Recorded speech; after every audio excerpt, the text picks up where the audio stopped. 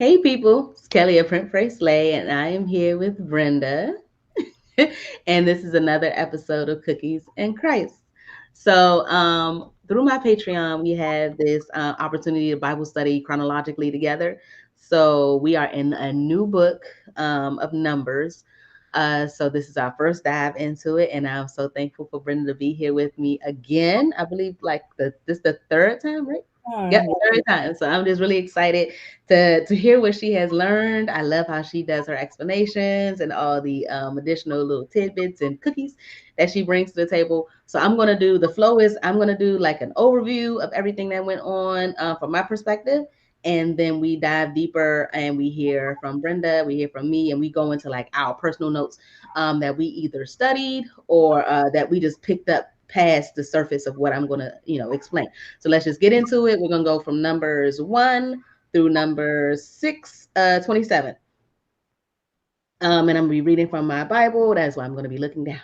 Okay. So this section here is called "Preparing for the Journey of to the Promised Land." So this is a story where Israel is preparing to enter the Promised Land in Canaan. So in order for that preparation to happen, there are some things that are going on within this community. So the first thing that's going on is Moses is called by God to take the census. And that is like an official count of the population of Israelites. He does this, I believe, twice. This is an enormous task. Once I actually were able to see the number, the book of the amount of individuals, not even all individuals, is mainly men over a certain, like the qualifications of those that would be able to go to battle. Mhm. Um, so there is an account for all of those families. They classify them as tribes and clans, but they are specific families based on the sons of Jacob. So if we can, I guess, do a brief little, really quick overview. Um, these are my notes, really quick from my studies. It's saying like we have been following this family for like over 2,000 years. And so you got Genesis, then you got Adam, then you got Noah, his son Shem, then Abraham, then Isaac, then Jacob, and Jacob's 12 sons. But then Joseph has these additional two sons as well, that gets like twisted up in here. And we land here where Moses and Aaron are delivering this news to these tribes of the 12 sons, that after they pulled them out of slavery, how they're supposed to go about and bring forth this great nation. And so they're separated and arranged, more so not separated, but arranged into the tribes or clans of each of these 12 sons. So they are, let me see if I have any. I don't want to go deep into my notes. Let me see. Mm. All right. I do want to point out that this did not include the tribe of Levi, and what's called the registration. They have this other special task, but they're just not included in this arrangement of tribes. They are centered around the tabernacle, but not necessarily in the other tribes that are surrounding in a different way. But they do have a very important task that we will get into. So they are um, brought forth as like the assistants to the priest. Some of them are priests, but not all Levites. Not Levites, like the jeans. Not all Levites are considered to be priests. Okay. Um, so there is a registration of them as well. So Jacob, I mean not Jacob, Moses does count them um to see like their record, and they came up to be considered the redeeming as the firstborn sons for the other Israelites. So they are set aside. When they came up to their numbers, they were about 273 short to cover the firstborns of the Israelites. And because of that, the Israelites were able to do an offering of silver in order for their family to also be accounted for and these firstborn sons. So you have the Levites, and then you have the offering. This is based on the direction that God set forth in Leviticus. as far as like him having his hand on the firstborn sons of the people of Israel. Um, let's see what happens after that. Then they go into the duties of these three specific clans. Bear with me. Hold on. Kohathites, Mm-hmm. Gershonites, Gershonites, Christianites. and Merarites. Very nice. Yes. Thank you. All right. So those three. All right. So they have these three clans have specific duties. So the Kohathites have to deal with guarding the holy vessels. That's the ark and the lampstand, and they're like in this highest position. Um, they are supposed to carry forth these things to the next destination, but they are not supposed to touch them as they are sacred objects, or else they will surely die. Mm-hmm. Um, the Gershonite clan was responsible for general service and carrying loads, like the curtains and the fabrics and things of that nature. Still very important. And then the duties of the Merarites, um, were to carry the frames of the tabernacle, the cross bars, the posts, the bases, and anything that's in the courtyard walls, the pegs, the ropes, all of those accessories relating to the tabernacle. That's what they are going to, like the elements, that's what they are going to carry. And it really does the Bible does a great job of explaining that each of them are very special, even though the one particular clan does have a higher position, but all roles were very important. And I'll go into my notes on that when we come back after the summary. Mm-hmm. Then, actually, there is a section called the summary of registration, which they are talking about the numbers of the individuals in the transportation. Um, which what is that, like 2,000 and 8,000 and 3,000? It's a whole bunch of numbers going on over here. All right. About these different clans. And then lastly, in numbers 5 and 6, there is the purity of the camp. So there is the external purity, which is dealing with the people who have like skin diseases. They're not called to be harmed or anything. It's just that they're called to be separated from the others, just like was mentioned in Leviticus. And Mm-hmm. then it goes into the protection of, well, before that, the other purity is against, so skin issues is external, and then sin will be internal. And then there's a change of tone here that is not necessarily the tone from Leviticus. Leviticus was like, you did this, you die. You did this, somebody had to die. The calf had to die, you had to die, something had to go, some kind of um, some kind of sacrifice would have to have happened. Here, um, it's talking about restitution for wrongs being done, in which people are able to make it right with each other Yeah. and pay a certain amount of money, do a good deed, and things of that nature. It even goes into the same thing with marital faithfulness, and how, again, they were called to be put to death for infidelity and adultery and things like this. It was actually um this particular part in Numbers 5:11 is talking about like if the suspicion of adultery, of a woman from her husband, and how that should be handled, um and how if the husband suspects his wife of cheating, how he should bring her to the priest. And they had this whole ritual with the water in which to prove whether or not, under the eyes of God, if she really had done this terrible deed. And I have my notes on that as well. But again, overview. And then 6 is the law of the men and women who took a special vow of the Nazarite, which set them apart in a special way. And they were bound by this vow, which did not allow them to eat or drink anything that came from the grapevine. So no drinks, Mm-hmm. no grapes, no skins or anything like that. And that they were not allowed to cut their hair. They were set apart. They were holy in that way. Um, then there were things that they shouldn't do, like touch dead bodies and things like that. They would be deemed unclean. They would have to cut their hair again. Um, and then in number 6, um, well, 622, since the that particular law went from 6:1 to 6:21. 6:22 is this blessing that the Lord tells Moses to say to Aaron. It says, "Tell Aaron and his sons to bless the people of Israel with this special blessing," and that blessing goes from verse 24 to 26. And then the Lord says, "Whenever Aaron and his sons bless the people of Israel in my name, I myself will bless them." So I thought that was really nice to end on a blessing after all of that for these particular notes of study. I wish all of them would do that, but there's blessing throughout. So Yeah. that would be my overview of everything. I have a lot of highlights, a lot of notes to go into, but it is now time for Brenda to speak.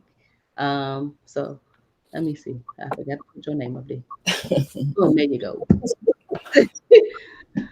Well, okay, so I'm on now. All right. So, wow, that thank you for that overview. That was an awesome overview. I think you covered a lot of what was happening here, and as I was saying to you earlier, I really appreciate this study because it does give you an appreciation for what God was doing, and like the heart of what He was doing in terms of the people. Because as you mentioned, they had just come from well, not just come from Egyptian bondage. I think it was like maybe a year or a half or up to 2 years later, but how you said that God was preparing them for the promised land to go into the promised land, and He didn't want them to go in any old way. He had certain criteria and an order, that He was establishing before they went into the promised land. And as you're reading these chapters, you're like, goodness, that's a lot of detail. But then I Mhm. started getting a appreciation for it as I went along, because I'm like, yeah, that's how He's showing love towards His people. And I think that's how He shows His love towards us, is that, there are certain characteristics and expectations of the people of God, and it's for a reason. It's just like our children. We tell them that we expect certain behaviors from them because we want them to be safe, we want them to, be good citizens of the world. And so there are certain reasons why we tell them things that they like feel like it's tedious and unnecessary, but it's not. And so I appreciate God for what he did in these chapters, and all the counting, which was a, which was a tedious job in itself. Mhm. Come on, He That was order to that too, right? Like He called those 12 men that you mentioned, the 12 tribes, and gave people responsibility. So it wasn't just one person doing it. And one of the commentaries that I was reading referred back to Moses and Jethro. When Moses was out in the wilderness with his father-in-law Jethro, Jethro had told him, "Why are you doing everything? You Mhm. other people to help you designate, And I see this in this situation here with God. It's like, I like how He has the conversations with Moses, and I read some number where God just was speaking to Moses constantly. So it was like this hundreds of times that God would talk to Moses to tell the people this, Moses tell the people that. And I like the way that was done, and that God trusts Moses to make sure that all of His commands were carried out. And Moses certainly did that. And the other thing I like seeing in these scriptures, because we know the history of Israel. If you read, in other books, you know that they have been very rebellious. Even in this book, you're going to read that later on. But in these chapters, whatever God told Moses to do, and then Moses told the people to do it, it was done. And it said that at the end of a couple of the chapters that they did exactly what Moses had commanded them to do. And so um, that was good to see at that point. And we're talking about just chapter one, and how the census was to include in just that chapter men that were 20 years and older, because Mhm. they had to prepare for war. So it wasn't as if they were going to go into the land of Canaan, and the people that already were, because there were people that were already possessing the land of Canaan. So they had to not only clear their path to get to the land of Canaan, but once they got there, they was going to have to boot some people out. Right. So they Mhm. had to make sure that they had these men prepared to go to war to fight these battles. You mentioned also Joseph, because there were because Levi, the tribe of Levi, or the was also a Levi was a son of Jacob. Mm-hmm.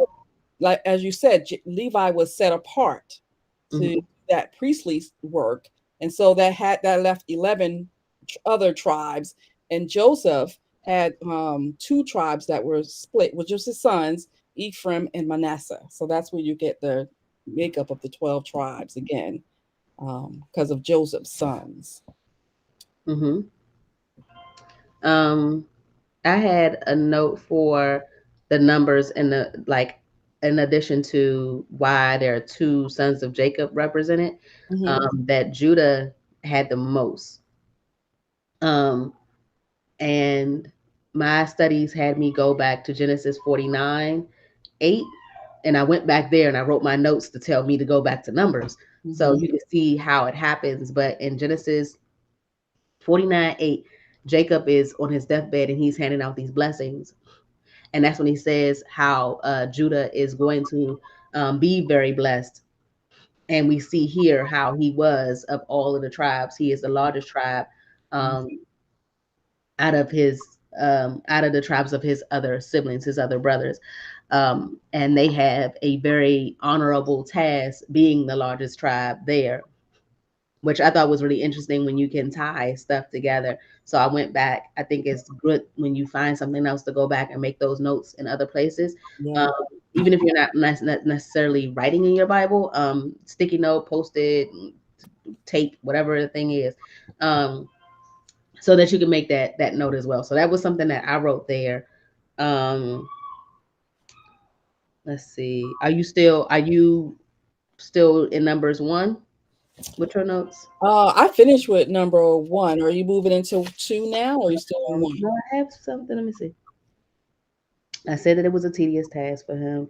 Um, it was also, they were put into order not just for battle, but also for determining in the resources that were going to be handed out. It's just good to have a census. We ourselves have a census. I used to work on the Navy base with the Census Bureau, which is what United States uses to keep account of its people. And all, like when you get those stats and stuff, a lot of those stats come from the Census Bureau.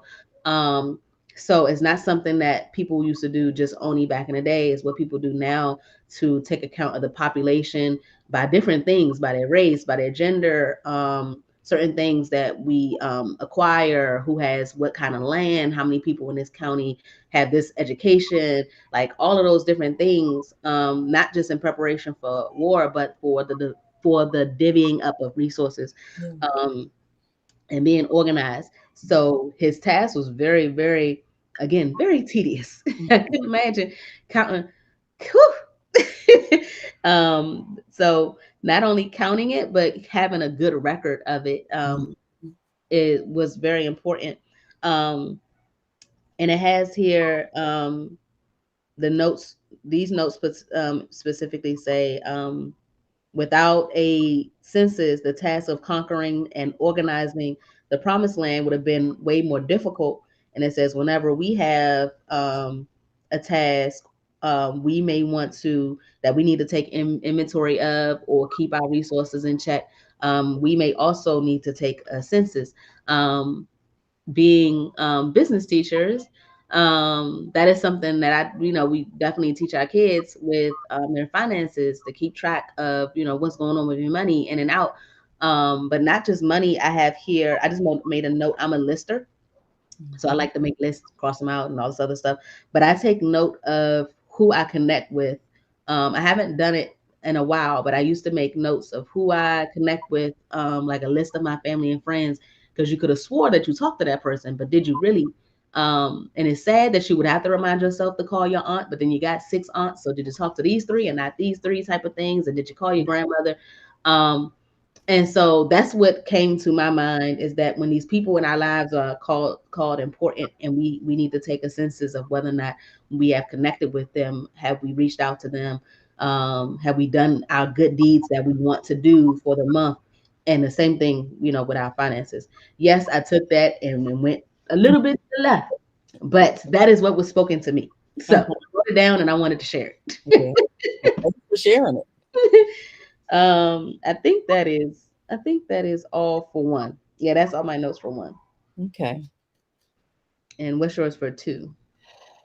Wow, two was where I kind of like it was a pivot for me when you started seeing how organized God is. And we have that scripture that's the God is a God of order, but this kind of really brought it out for me, the way that He organized the tribes, and how who was in the east, who was in the west, and who I mean, and then like you said, Judah was the largest tribe, right? And that Judah was also the one that was facing east toward the sun.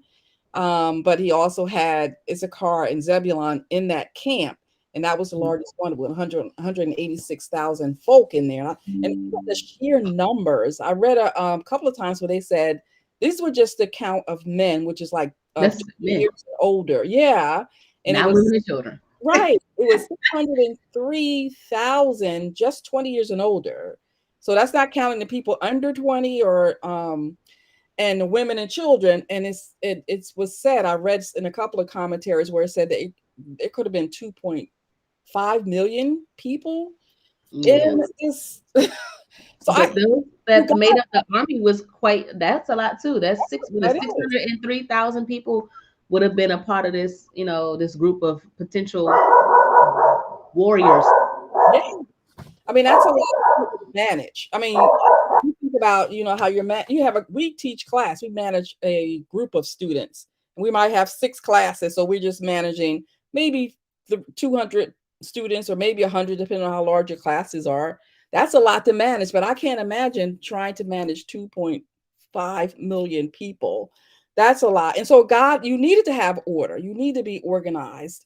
And so I like how this was they were organized, and you mentioned this already, how the Levites were in the center because that's where God dwelt, and it also represents the fact that God should be the center of our lives, right? Like He should say, whenever the way that their camps were around, so the tribes were camped around the Levites, and the Levites were camped around where God dwelt, and their tents should have been facing the where God dwelt, so that when they got up, that's who they would see. They would see the presence of God, and that just reminds me of how we should, when we wake up or whatever we do, God should be at the center of everything that we do, because he is ours, and we are his.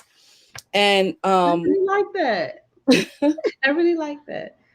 did you see our image of how it possibly could have I'm gonna try to share it. I don't know how it's gonna look, but that was mine. And so I wrote, like, they came without these lines, and I kind of just wrote the lines and wrote the numbers. But mm-hmm, it, like, those are the tribes here, and then the Levites are in there, and then that's the tabernacle right there. mm-hmm, mm-hmm, That's the image that I had. mm-hmm. Um, and when I saw other people's images, it looked similar to this one. So only thing I did was add the numbers and the total, just so Okay. I can see it in one place. Well, I saw one image in the way they had the layout, and again, we don't know because we weren't there. It was in an image of a cross. I don't know if I can show this to Oh, yeah, let me see. you. Oh, wow. Okay. I like the So, look of that one better. so that's the way it was set up. But it was amazing because God doesn't do anything haphazardly. I mean, He is a God, again, a God of order, but also a God of precision. And of course, He's an all wise God. So He doesn't do anything. So it could have been set up like that, in a cross formation. But again, it's amazing to me how, first of all, there were so many people that He was dealing with. Second of all, He got it all done. First of all, and third of all, or not first of all, third of all, how Moses was so committed to making sure that God's instructions were carried out. That was important too, and that God trusted him to carry those instructions out, and that the people obeyed. All of that organization was going on. Yeah, that was a lot. Yeah. Again, I Hmm. can't even get 40 students to. Moses is better than me. Yes. Let me Yeah. see. That was it for Yeah, so there was a question here with chapter 2. So here and we can play around with it. So what was God's purpose in arranging the tribes the way that he did? My Bible gave me the answer. Oh, okay. What's your Bible say? But yeah, but I never thought of it like a question. I just highlighted it because. So what did you come up with? Because I'm kind of swayed by what I already read. Yeah, well, so am I, sort of, and I so that's why I said let's play around with it. Um, they were because I think I already said it anyway. They were forced to face the tabernacle continuously as a reminder of the presence of God. So that's why he arranged it the way that they did, because when they whatever they did when they came out of their tents, they were forced to see the presence of God. Okay, hold on. I'm gonna write that down because that's not one of my reasons. Hold on. Okay, what's your I mean, reasoning? but you know what? I'm gonna make that note later. Nobody wants to see me take my notes. Um, I have so my Bible points out 5 reasons. So one, Hmm. an efficient way to manage like a large group of people. If you have everybody separated, you can account for everybody. It was easier for the resources, like I said before, like when they get to the promised land, kind of dividing it up. It's like y'all take this, y'all take that, and all these different tribes. um it says here, which I didn't know, it was a part of their culture and heritage, because people weren't necessarily known by their last name. They were known by their clan or by their family name, not just the last name, just their tribe and their clan. Hmm. So that was culturally that they would have been together kind of already. Four was that it was easier to keep a detailed account for their genealogy, which was the only way to prove that they were God's chosen nation. So sticking together in that way. And then the fifth one Hmm. said that it just made travel easier. It made Yeah. travel more efficient. So it was, Yeah. easier to travel that way, knowing that, you walking with your people, um, Hmm. as they try to gather things and move. So those were the 5 that I had, but I'm definitely going to write yours down. I'm gonna make that note when we get off, so that nobody Yeah. has to. But I I like. guess that's the way to look at it from a spiritual perspective. Like, Mhm. God had, he made sure that he was the center of wherever they were. And it's amazing. Oh, we'll get to that later. I think a lot of this is just so amazing. It may sound simple when you read it on the pages, but as you dig deeper into this, you're like, wow, this is an awesome happening here, because you have a lot going on, but you have this organization that is happening as well. And I like your 5 reasonings, because it doesn't make sense when you think about trying to organize large groups of people and how they do congregate together based on, clan in this case or whatever, and made it easier to transport, because this wasn't a single place. They had to keep moving. So Mhm. it had to be organized. Okay, So let me that's all I see. Du-du-du-du-du-du-du. Let me see. Two.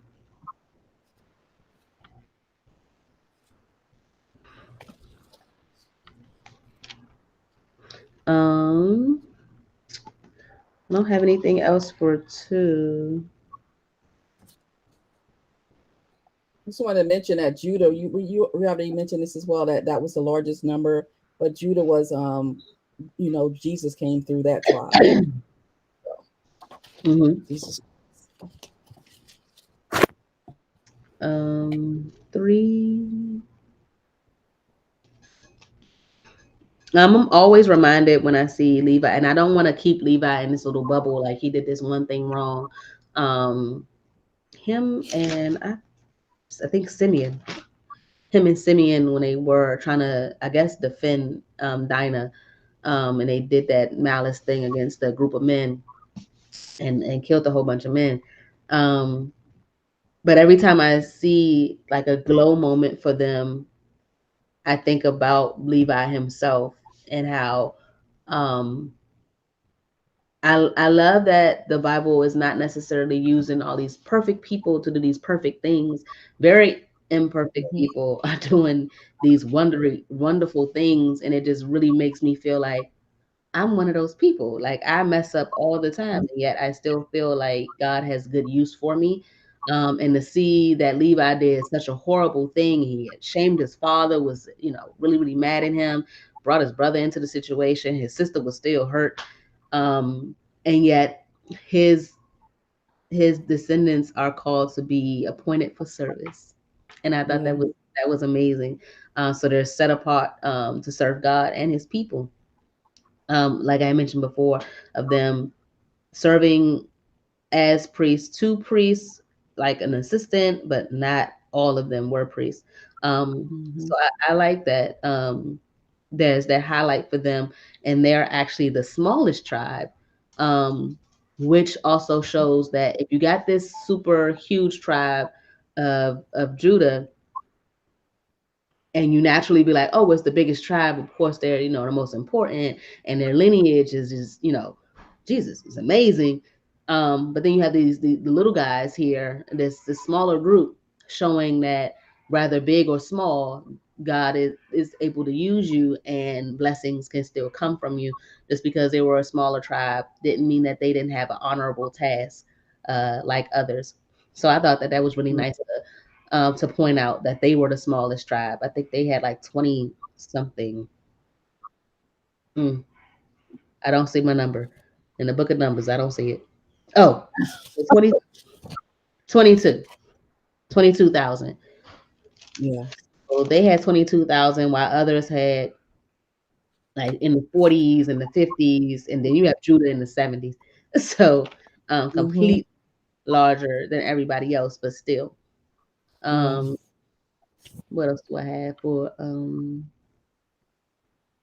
three? Um, I guess I think yeah, I already said like the firstborn of each family would be consecrated and set apart for the service of God, like the firstborn sons.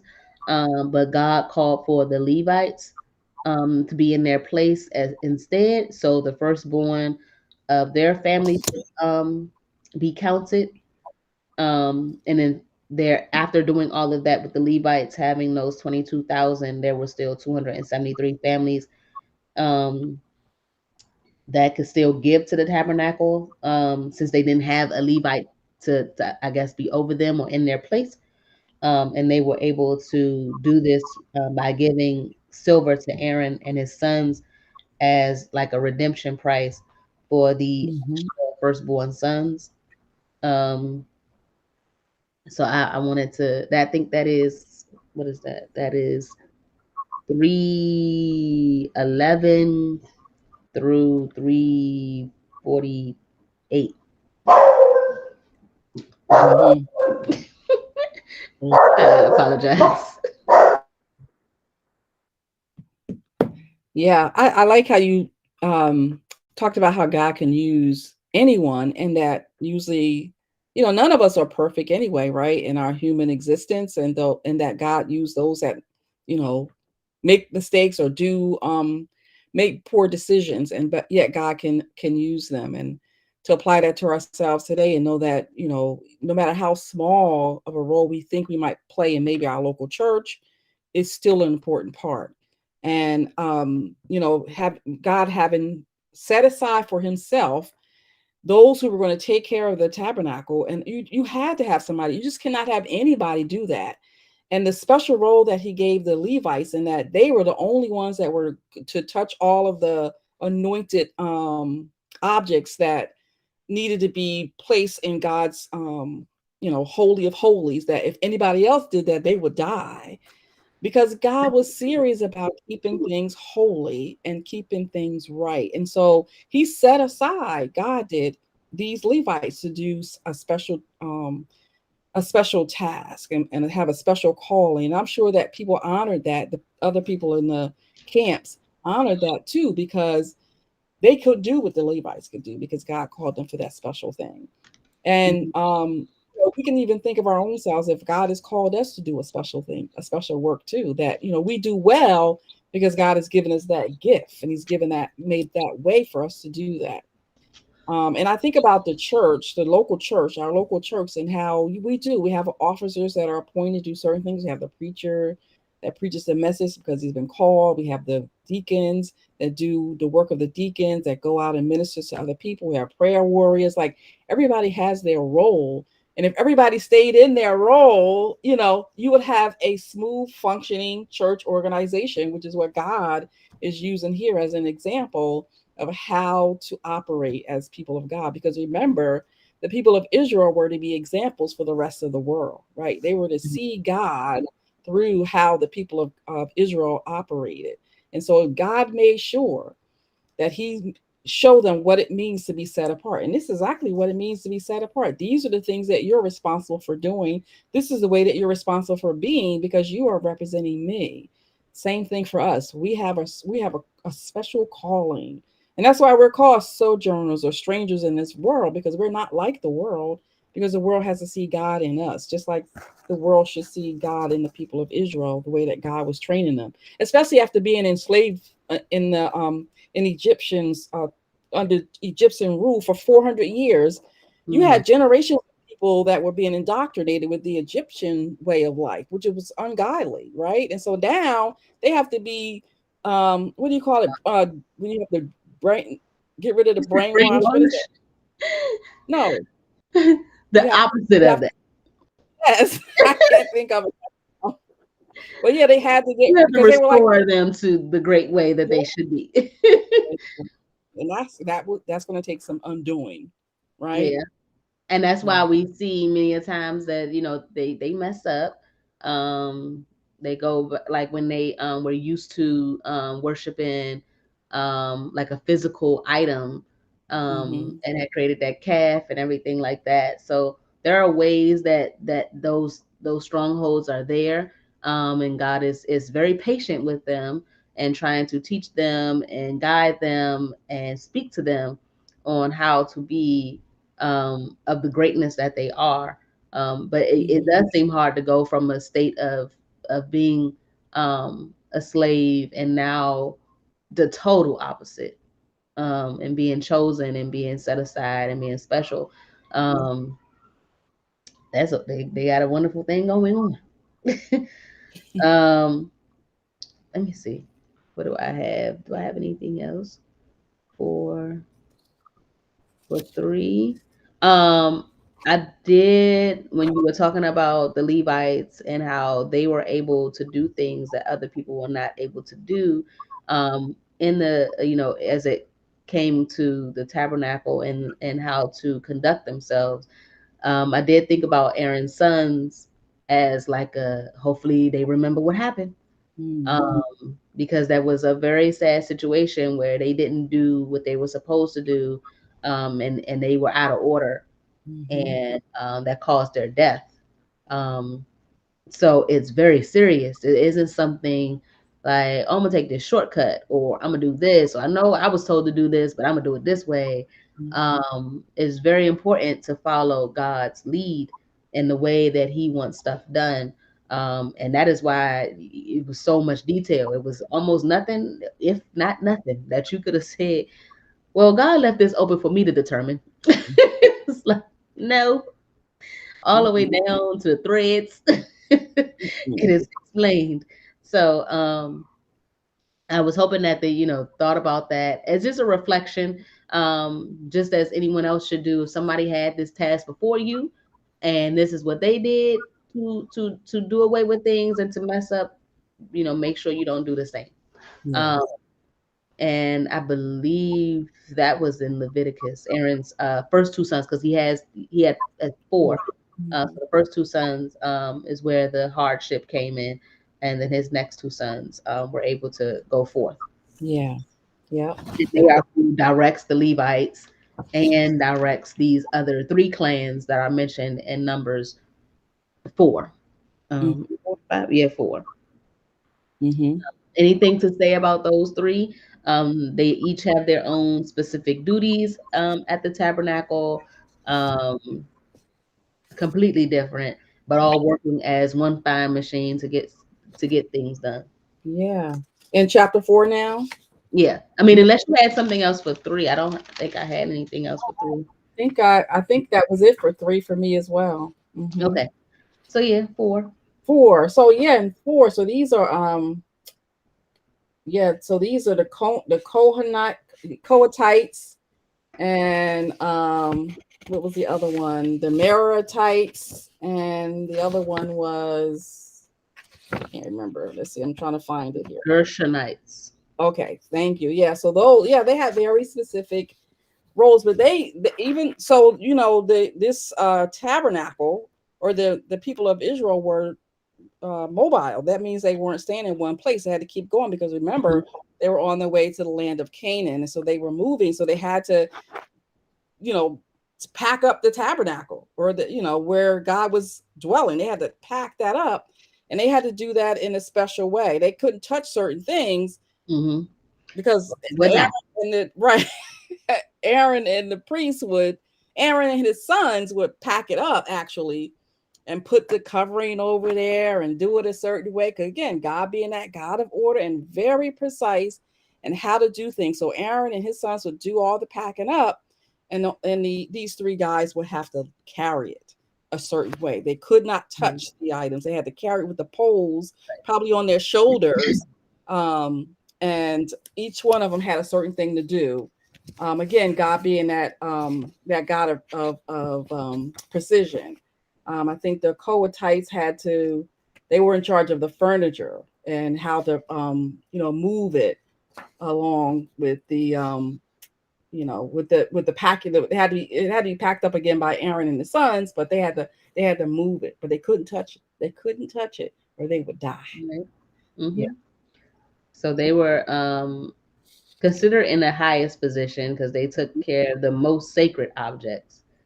Um, and then they the so this it says that the sons of Aaron were responsible for the oil for of the lampstand, but then my Bible says, in fact, they were responsible for the entire tabernacle and everything in it, Mhm. including the sanctuary and its furnishings. Um, so the Lord said to Moses and Aaron, "Don't let the Kohathite clan be destroyed from among the Levites. Do your part, like what you're supposed to do, um, so that they are going to be able to do what they need to do." Um, and it was a specific duty for specific people, um, so that they wouldn't die. So Yeah. if you did what you were supposed to do, because I mean that's what it says. Like the Kohathites must never enter the sanctuary or even look at the sacred Mhm. objects for even a moment, or they would die. So cover them. Do what you have to do proper way, in order for the next person to do what they need to do and to do it well. Um, Yeah. which shows you your significance as well. Mhm. Everybody has this part to play. You don't want, like, I mean, I without any other reference, if they're covering things, let's say you were supposed to tie it this way and fold the cloth this way, and you folded it to the left instead of the right, and the thing came loose. Somebody saw a jar and poof, like how would you feel? Like, because you didn't tuck a sheet, so which was a sacred sheet. I'm not trying to reduce the sheet down to nothing, but reduce the level of task. When you think that, oh, it's so easy to do it, then do it the right way. Yeah. Like, with without reference, I can just say, for my children making their bed, and I show you, this is the way I want your bed to be made. I don't have a specific reason, like God, perhaps, but there is a certain way that your bed should be made, because it's the way that it looks best, and it's a good habit for you to have. And when they don't do it right, in my house, they have to do it over and over and over and over. Yeah. You can keep taking shortcuts and doing it wrong way if you want to. You can keep being rebellious. You could have been playing your instrument right now, but instead, here you go, folding up this Pokemon sheet. Mhm. So, Yeah. so Let's teach you um, to listen.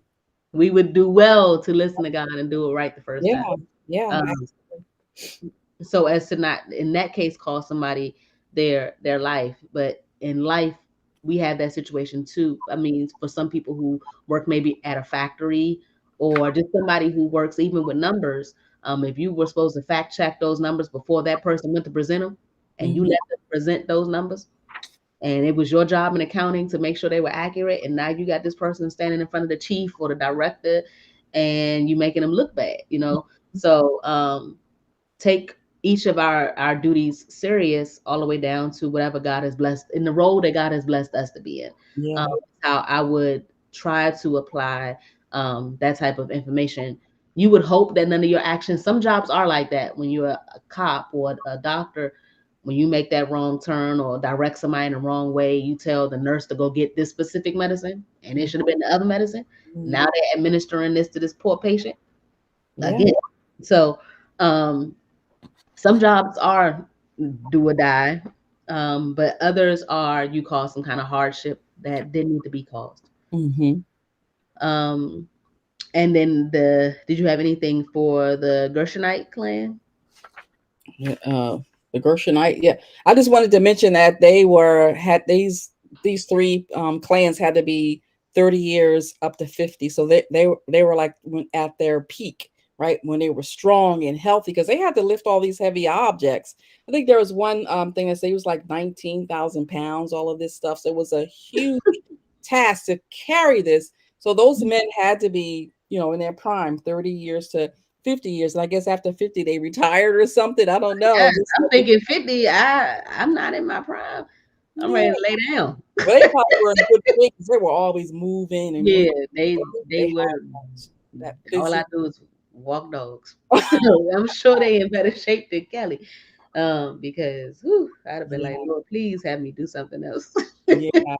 They had to be in. Yeah.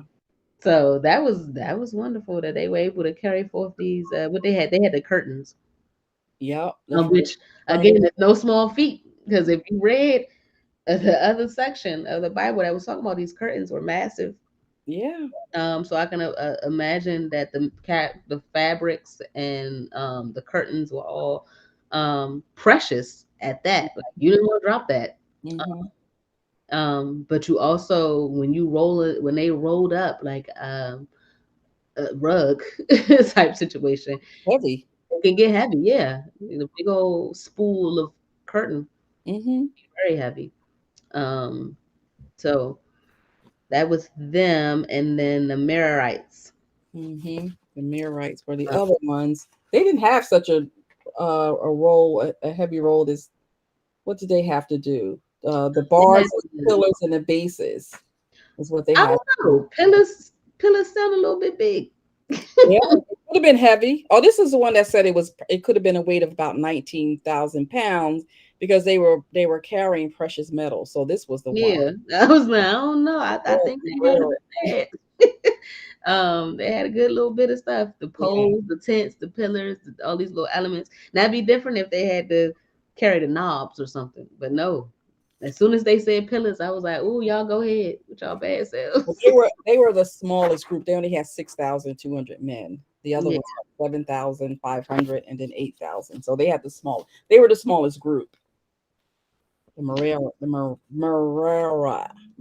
Maria. I can, it sounds better when you say it to yourself than when you say it I out say loud. Marriorites. Marites. Yes. MER Mer A rights. Yep. Marites. Yep. Marriorites. Yep. We just gonna blend that together. But they were the smallest group Yeah. plan. But that's Um, what I had to say with that. Those three yeah, groups. all of those numbers are in there. Numbers 434 to 49. Mm-hmm. It's for me it's called the summary of the registration. Um, so again, Moses keeping account of those individuals as well. Because if you once had 2,000 people doing a particular task and something happened and now there's only 1,000, I don't know. Hmm. So that's a big difference considering what these men have to do. Yeah. So wow.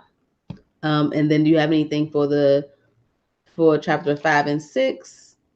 The law and the purity. Yeah. Again, the character of God is showing forth here and what his expectation is. And, we talked about lepers in Leviticus and how they had to be out, separate and away from people because they didn't want to contaminate again, we remember this camp that God was set up in, that he where he dwelt. It had to be holy because God is holy, and that's what he kept saying in Leviticus: "I am holy." And so those who had those rare diseases, or they had, they were they had a leprosy, they were considered unceremoniously clean, and they had to go out into away from the clan. And that's what God is saying for us. We're holy, we're set apart for God's holy uses. So we have to keep ourselves not separate from people, but keep ourselves separate from evil, keep ourselves separate from sin, because God is a holy God and he expects you to stay be holy, because the scripture says, "Be ye holy as I am holy." And that's the expectation. And that's the example that we see here as he deals with the people of Israel, that Hmm. I'm a holy God, and they were not, they were unholy. And so these are the things that I expect you to do because I want to keep things pure. And he said in one of the verses, he says, "I am dwelling in their midst, and therefore they must be holy as I am holy." And so because God lived or dwelled in the camp of Israel, there had to be every effort made to be separate from sin, because God is not of sin. Um, and yeah, so that's all I have to say for, oh, well, and then he used the marriage situation as an example of keeping your marriage holy. And how when the woman, and when I first read this, I was like, wow, the woman's getting another shady deal again. But as Yeah, I continue to, as I continue to look at I tried to look past it. I just was like, let me take it for what it say.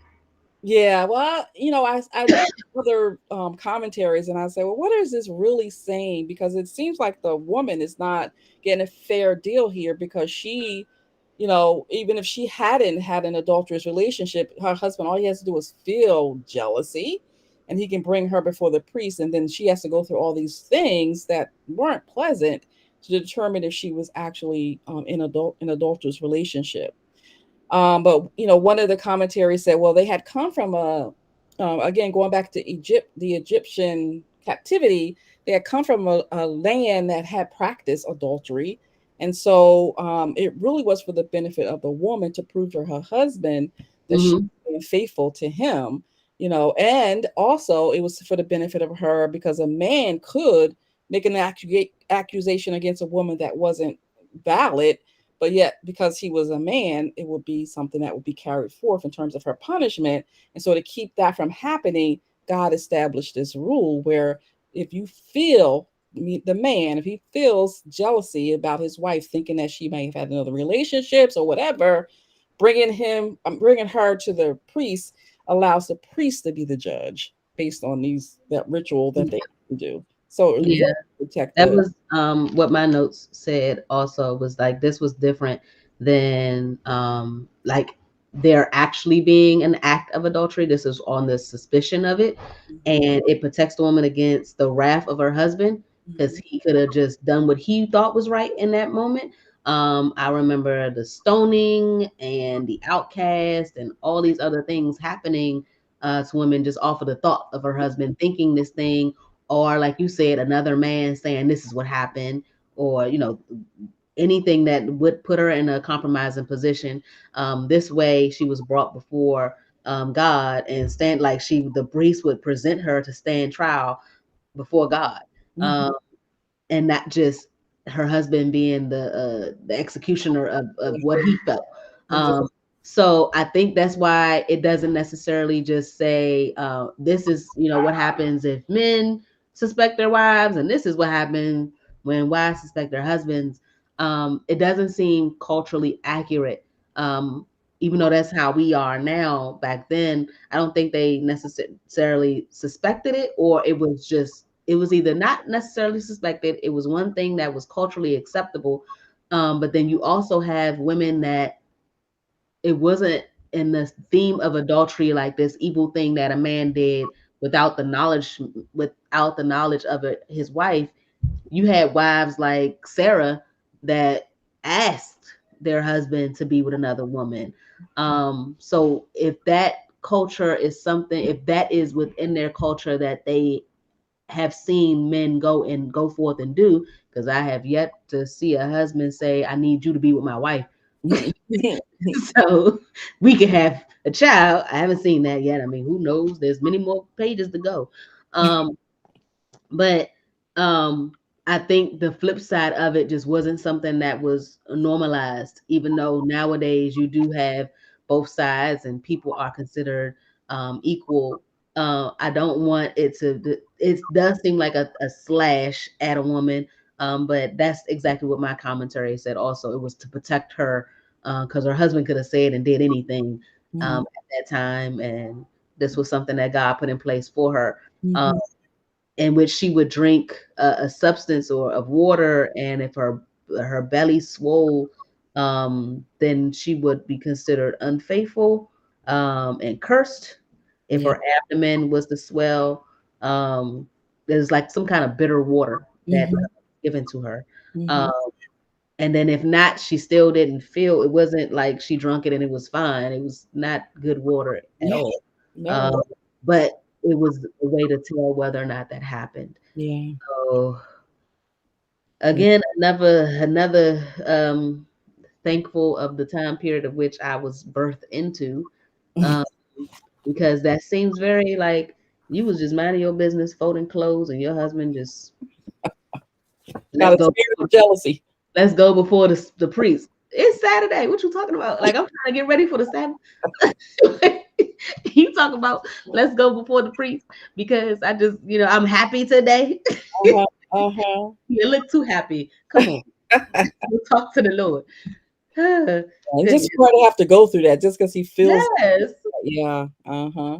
I don't know. I wouldn't even, I couldn't fathom. Like it's just a lot. So but again, this was for her benefit. Whether or not, I think the women probably knew because they probably have known situations where husbands have done something shady at their own regard of what they thought was right, not really being under the reverence of God.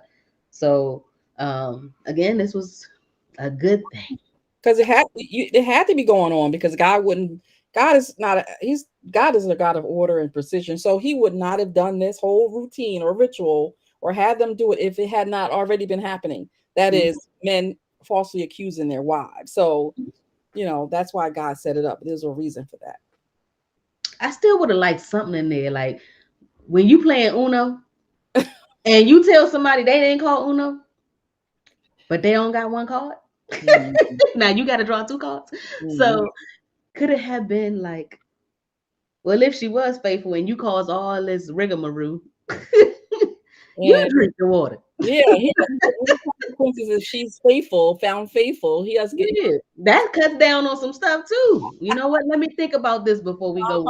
Before the go finish folding the clothes. Let me pray. Let me talk to the Mhm. Lord on my own Yep. before we go and interrupt this whole Saturday. So, what about six? Which with this law, for this special vow that Yeah. these individuals took. Well, first I was impressed that it could be a man or a woman. I had no idea. I thought a Nazarite could only be a man, but it says a man or a woman could make a Nazarite vow, which I haven't seen that in the Bible. Not to say that it hasn't happened in Bible history, but I didn't know that. So that it could be a woman. But we know that there are men in the Bible that have been Nazarites or who made the Nazarite vow, but not a woman that I know of. And I was reading about Samson had the requirements is that they don't cut their hair, they don't eat any grapes or raisins or drink wine, and they just do this vow to under setting themselves. Really, a Nazarite means to set apart, to be separate unto God, which is what He calls us to do, is be separate too. Um, but I read that Samson's mother, before he was born, was told that Samson would be a Nazarite, but we know Samson couldn't keep his vow because he allowed Delilah to trick him into cutting his hair. Bamboozled But by a woman that he was not supposed to be with in the first place. he made a few mistakes there, but he was supposed to be a Nazarite, set apart for God, but he didn't make it. Yeah. Yeah. So, but anyway, that's about what I have, I think, for the Okay. next. Okay. Um, anything on this blessing? Oh, at the end, I love that blessing. It sounds, yeah, isn't it pretty? May the Lord bless you and protect you. May Yeah. the Lord smile on you and be gracious to you. May the Lord show you his favor and give you his peace. You might as well recite that every morning. And then you walk out the door I know. and go forth, child of God. Recite it, yeah, over your family, over your children, and over your spouses. Yeah. Yeah. That's Priestly blessing. It hmm was beautiful. I love that it's something that I feel like many people can memorize. Shoot, we can memorize whole songs. I can hmm remember Mary Had a Little Lamb like it was no other. yeah. So I'm sure I can commit this to memory. If it is something that is said over and over, and of course you can elaborate, you can journal it. I just thought that was really nice, short and sweet. And I love the end of it. Whenever Aaron and his sons bless the people of Israel in my name, I myself will bless them. So I thought Mhm. that was wonderful. Yeah. Hold on, I didn't notice this before, but it says it usually it gives me some points. Let me see what these points about. It says the ancient blessing in these verses help us understand what a blessing was supposed to do. Its five parts convey hope that God would one, bless and protect them, two, smile on them, which is be pleased with them, three, be gracious, which is merciful and compassionate, four, show his favor towards them, which is his approval, and five, give peace. When you ask God to bless others or yourself, you are asking him to do these five things. The blessings you offer will not only help the one receiving it, but it will also demonstrate love, encourage others, and provide a model of caring for others. Mm. That is nice. Yeah. That is really nice. So again, that is in Numbers 6:22 through 27. Very, very short and sweet, but impactful. So something definitely to turn to. Uh, Yeah. so I like that. Yeah. But Nice way to end the numbering and the counting and the clans. How we did all right? that. Let's, I'm so glad when I give it. yeah. Uh-huh. And I like to put on the board. Oh my goodness. Oh, you're not at Spring school. break. Almost spring break. I would like to put on the screen the next study, which we will be together once more. Mm-hmm. I believe it is it 10 through 13, 10 through, I forget where. I know it's 10. I wrote it down or is somewhere. it 10 through 14? Just really quick because I like to Mm-hmm. go back and look at it. I think I got to look at my messages to you.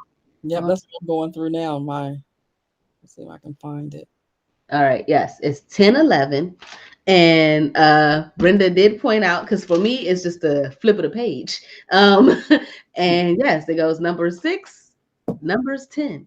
And that is because numbers 7, 8, and 9 and a portion of 10 were already reviewed um in Exodus. Was it Exodus?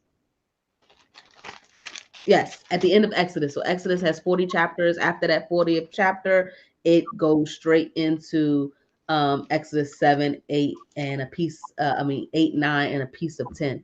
So Okay. since I'm in a chronological Bible, that is um, where we pick up is numbers 10, 11 through 14, 45. So I'll try to put that on here real quick Mm-hmm. um, and type that in. Let me edit it.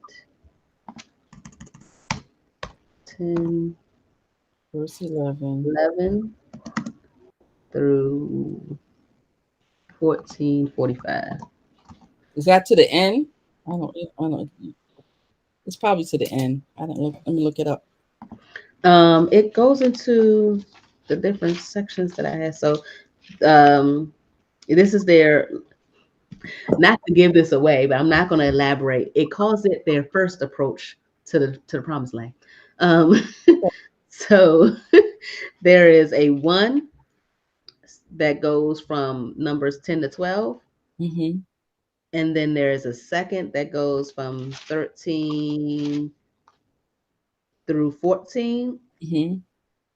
And that is where we stop because then it goes into um, Israel wandering in the wilderness. Oh, there they go. So, so those two sections before the next big section of H.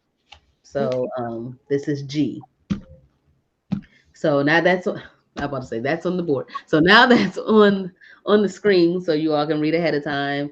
Um, since people review back, and we'll be live on the first Wednesday of next month, Hmm. which Google Calendar is telling me is May the 3rd. So May the 3rd is when you will see Brenda and I again sharing our notes on those few chapters. And I can't wait.